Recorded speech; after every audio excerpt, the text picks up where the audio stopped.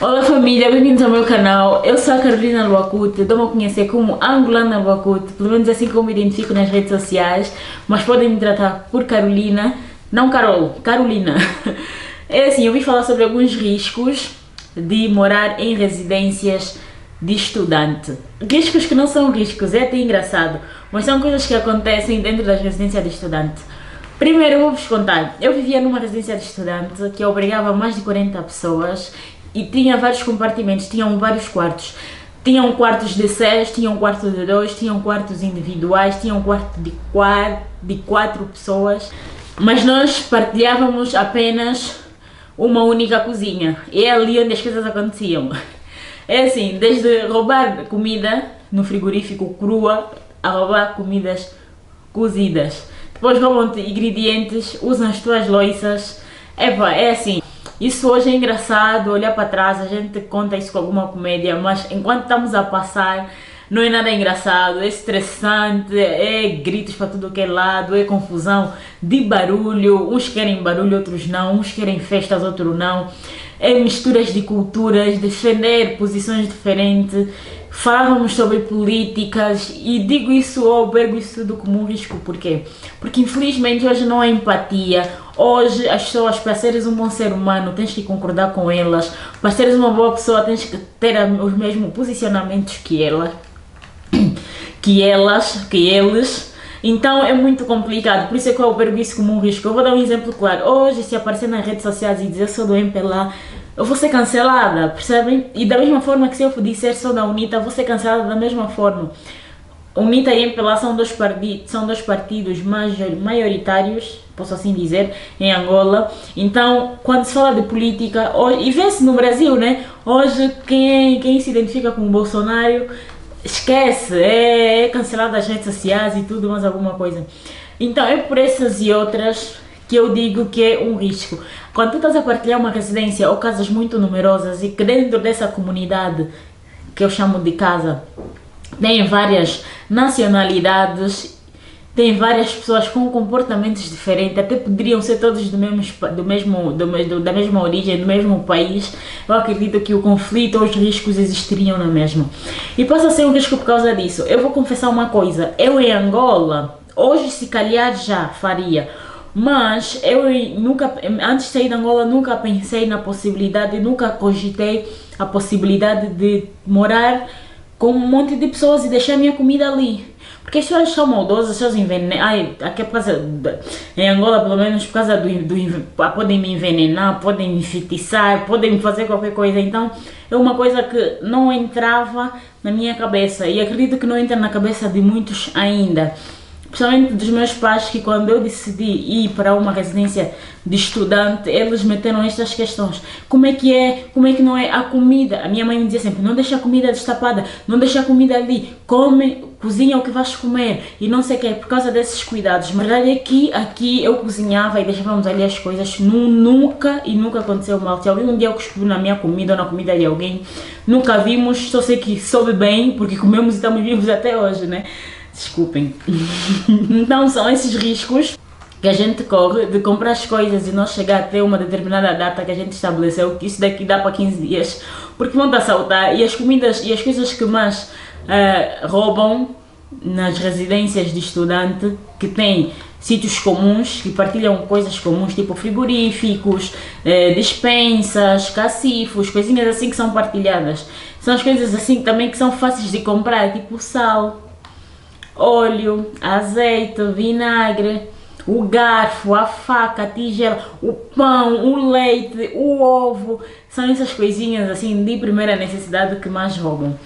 Relativamente ao quarto partilhado, só o facto de partilhar uma casa, um dia se calhar também até faço um vídeo a falar como é que está a ser a minha experiência nova de estar a partilhar uma casa depois de tanto tempo estar a viver sozinha. Se quiserem que eu fale sobre isso, digam nos comentários que eu abordo. E já agora, se ainda não deixaste o teu like, te convido a deixar o teu like, se subscrever no canal, se faz favor. E também vou deixar o meu arroba aqui do Instagram para me seguir se também achares pertinente, claro. As pessoas não são obrigadas a nada. É claro, eu também não obrigo, eu gosto e eu prefiro que as pessoas fiquem aqui de boa vontade e que sejam bem-vindas. Me perdi. Como ia dizendo, Eu partilhei o quarto, eu partilhei nesta residência, eu partilhei o quarto com uma pessoa. Eu acredito que é ainda mais difícil partilhar com mais de uma pessoa, porque lá havia quartos de 4, quarto de 3, quarto de 6. Então eu acho que mais de uma a mim já não é uma coisa que não me entrava na cabeça, porque nós somos seres humanos, os seres humanos são seres diferentes e complicados. Com uma pessoa, você não gosta do... A outra ronca, e eu tive companheiras que roncavam. Eu se calhar também tinha minhas maninhas, ou roncava, ou não sei. A minha companheira de quarto também, se estivesse aqui, ou molabia, dizer, Carolina, tu fazias isso e eu não gostavas. Então, é barulho, é luz acesa, acender enquanto tu estás a dormir, é o barulho de manhã, porque tem atividades laborais diferentes, porque uma estuda de noite, outra estuda de manhã, outra estuda à tarde, então são atividades completamente diferentes, então há desencontros, rola também alguns choques por causa dos sítios comuns, que é a casa de banho, que acabas partilhando com a pessoa, com as pessoas, ou com a pessoa com quem tu partilhas o quarto. Eu já encontrei sangue no Poliban com uma companheira de quarto. Eu já encontrei no toquismo. Eu também já devo ter feito alguma coisa que eu não consigo dizer, porque eu estou ciente das minhas atividades e eu acho que todas foram boas. Então tinha que ter aqui um segundo elemento para dizer, não Carolina, também falhaste aqui, como devo ter falhado, estás a ver? Mas que eu não tenho um registro, porque se eu tivesse visto a falha teria consultado.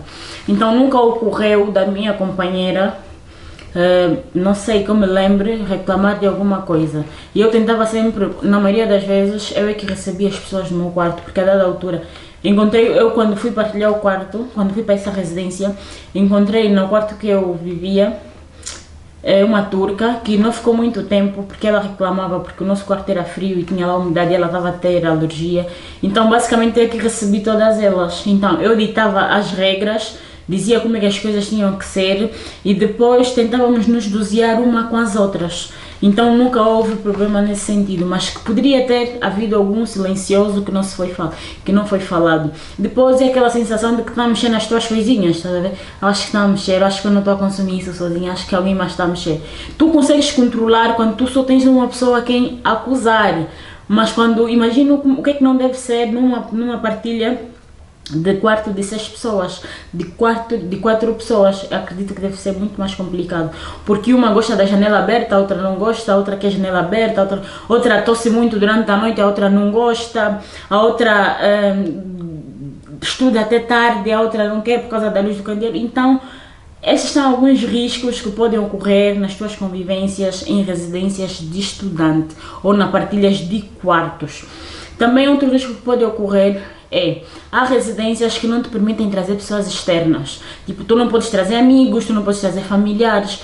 No mínimo que pode acontecer, pelo menos na minha altura, a minha residência a residência em que eu passei não é o que era no meu tempo, por exemplo. E isso posso dizer com alguma propriedade, porque desde o momento em que eu entrei, desde o momento que eu saí, as coisas foram mudando e foram ficando cada vez mais justas, mais apertadas, mais restritas. As regras de proibições foram cada vez mais severas e que hoje eu conheço pessoas que ainda lá permanecem, outras que saíram porque aquilo estava realmente a ficar demais. Tu não podes trazer pessoas da rua, tu não podes dormir fora da residência. Agora então que tem com o Covid não podes mesmo sair, sair de dormir, se fores dormir num sítio tens que voltar e fazer o teste do Covid. Então isso para dizer que o viver numa residência grega tem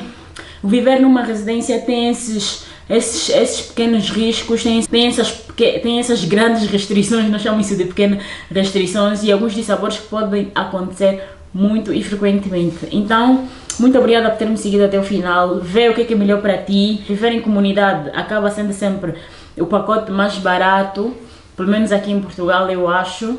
Em alguns países sei que viver em casas de familiares que alugam um quarto é ainda mais barato. Então é conforme, varia muito, o mais barato também acaba sendo relativo, porque é um mais barato que você paga de casa, gastas no transporte, ou gastas no tempo, ou gastas em alguma coisa. Então é isso. Se tiveres alguma dúvida, alguma questão relativamente a este assunto, te convido a deixar nos comentários, que é para eu poder responder e outras pessoas que tiverem a mesma dúvida que tu também estarem conectadas. Ou então, faça-me uma mensagem privada no Instagram, eu também respondo de boa. Muito obrigada, um beijo.